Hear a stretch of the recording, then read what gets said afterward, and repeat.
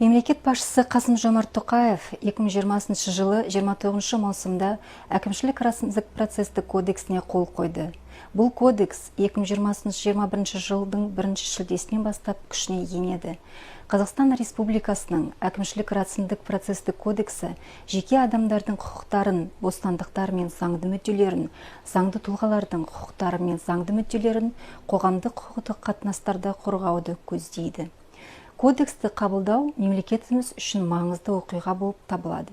Қоғамдық құқықтық дауларды реттеу үшін жаңа әкімшілік құқық институты, әкімшілік әділет құрылды. Мұндай институт әлемнің көптеген елдерінде, оның ішінде Әзербайжанда, Балтық жағалау елдерінде, Украинада, Грузияда, Өзбекстанда, Қырғызстанда, Түркменстанда көптен бері жұмыс істеп келеді және құқықтық мемлекеттің маңызды элементі болып табылады. Осы кодексті қабылдаудың мақсаты жеке адамдардың бұзылған немесе даулы құқықтарын, бостандықтары мен заңды мүдделерін, заңды тұлғалардың құқықтары мен заңды мүдделерін қорғау және қалпына келтірудің тиімді тетіктерін құру. Кодекс ұлттық заңнама үшін жаңа принциптерді белгілейді. Бұлар сенім құқығын қорғау, пропорционалдық құқықтардың басымдығы, ресми талаптарды теріс пайдалануға тыйым салу, соттың белсенді рөлі іс жүргізудің ақылға қонымды мерзімі және басқалар болып табылады. Сондай-ақ әкімшілік орган, әкімшілік акт, әкімшілік әрекет, әрекетсіздік сияқты жаңа құқықтық категорияларда енгізіледі.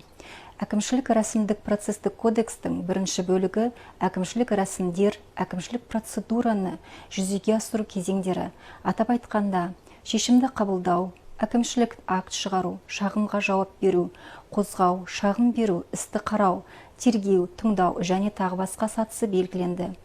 Кодекс тыңдауға процедуралық кепілдеме енгізеді. Бұл өзіне қатысты әкімшілік рәсім жүргізіліп жатқан адамға түпкілікті шешім қабылдағанға дейін өз ұстанымын білдіруге мүмкіндік береді. Шенеуніктің міндеті оны тыңдау. Заңды шешімдердің күшін жоюдың азаматтарға қолайлы арнайы тәртібі енгізілуде. Азамат шешім қабылдағаннан кейін заңды дәйекті және оның кінәсі болмаса, оны өзгерту мүмкін емес екеніне сенімді болу керек. Яғни, шенеуніктің кінәсі автоматты түрде адамға қолайлы әрекеттің күшін жоюға әкеп соқпауы керек. Қоғамдық құқықтық қатынастардың тараптары тең емес. Бір жағынан жеке тұлға, ал екінші жағынан оның мүдделерін қорғайтын аппараты бар мемлекеттік орган. Кодекс негізінен мемлекеттік органға қатысты теңсіздікті жоюға бағытталған. Әкімшілік сот ісін жүргізу сот ісі қызметінің жаңа түрі. Мұндай сот ісін жүргізудің мақсаты жеке тұлғалардың бұзылған немесе даулы құқықтарын, бостандықтары мен заңды мүдделерін, заңды тұлғалардың құқықтары мен заңды мүдделерін қоғамдық құқықтық қатынастарда тиімді қорғау және қалпына келтіру мақсатында әкімшілік істерді әділ, бейтарап және уақытылы шешу болып табылады. Іс талап қойылған сәттен бастап қозғалған болып саналады және бірінші және апелляциялық сатылардағы соттарда белгілі мерзімде қаралатын болады. Бірақ сонымен бірге кодексте алдын ала мерзім қарастырылған 3 айға дейін. Кассациялық тәртіпте 6 айға дейін. Әкімшілік процестің жаңашылдықтары талаптардың 4 түрін қамтиды. Дауласу, мәжбүрлеу, іс-қимыл жасау, тану туралы. Құқықтар мен бостандықтарды қорғау мен қалпына келтірудің тиімділігі талапты дұрыс таңдауға байланысты болмақ. Сондай-ақ, кодексте судьяның әкімшілік істің нақты және құқықтық аспектілеріне қатысты заңды негіздер бойынша өзінің алдын ала пікірін білдіру құқығы бекітілген. Бұл жағдайда судья бейтарап болу керек.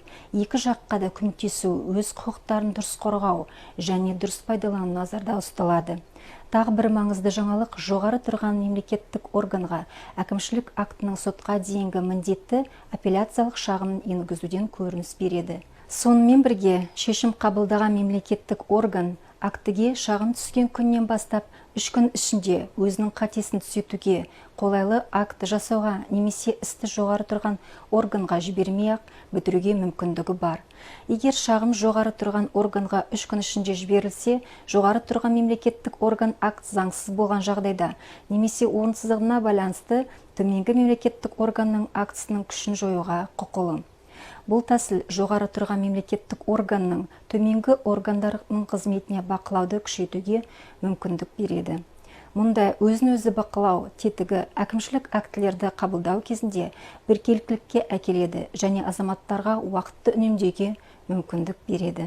Тағы бірді маңызды жағдай, әкімшілік іс жүргізу кезінде азаматтық процестік кодекстен айырмашылығы мемлекеттік құқық бұзушылықтар туралы бітімгершілік келісім жасасу мүмкін болмаған жағдайда талапкердің мемлекеттік органмен татуласуы мүмкін.